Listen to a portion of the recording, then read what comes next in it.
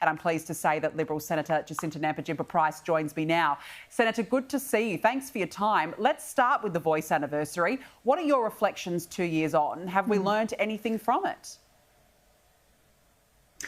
Well, certainly, I suppose those of us who voted no, the 60.06% of Australians that rejected the Voice, that basically ensured that we maintained our values and our democracy. We understand that the Labor government, the Albanese government, still doesn't know how to deal effectively with Indigenous disadvantage. But we also know that Labor governments around the country do not respect the will of the Australian people as well. I mean, you know, the Voice wasn't a gracious request as was suggested, or a modest request as the Prime Minister suggested. It was far from that.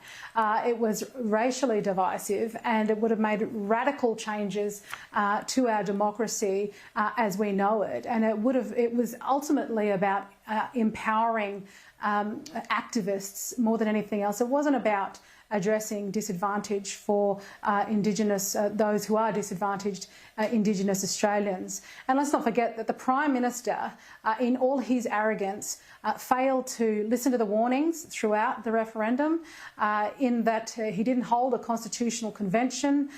He failed to address the concept of having two questions, having a split referendum about constitutional recognition and perhaps the Voice as well. And he called Australians who were concerned chicken littles and doomsayers when he failed to provide enough information or any detail to the Voice, and then Australians were left to then say, well, this is what it could potentially lead to, which is what we know. So I suppose on reflection, yeah, no, we've seen that Labor's agenda and even the Greens and the left disregard the voice of the Australian people and are continuing down a path of separatism without addressing the core issues that are really of concern.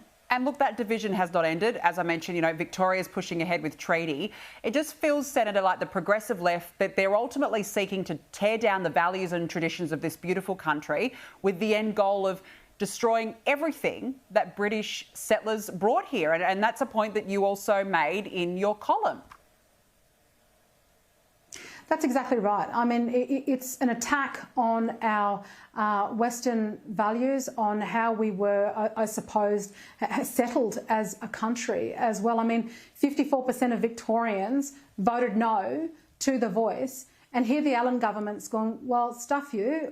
We don't care that you said no to this. We're going to continue down the path. And I mean, when we voted no to the Voice, we know that it was wrapped up as part of the Uluru Statement, which was Voice Treaty Truth.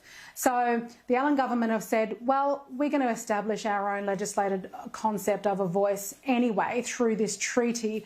And let's not forget that only 1% of Victorians identify as Indigenous. They've spent $700 million of taxpayer dollars thus far through the Europe Commission to get to this point.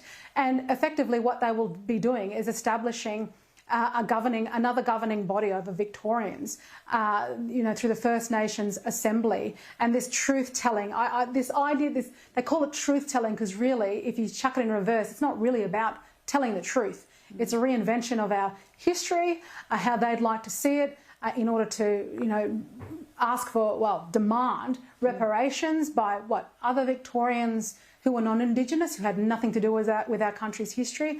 But it's this path of separatism that is only going to create more destruction for the people of Victoria and the complete and utter disrespect for the majority who voted no to the Voice referendum in the first place. I mean, hold your horses, Victoria. It's coming and it's not going to be pretty. No, it's not, and it's dangerous because nobody ever voted to be separated by the colour of their skin, but these governments are still pushing ahead. Before we let you go, Senator, I just want to ask you about some breaking news that we've just got in. The Sydney Morning Herald is reporting that Barnaby Joyce is in advanced talks with Pauline Hanson to join One Nation.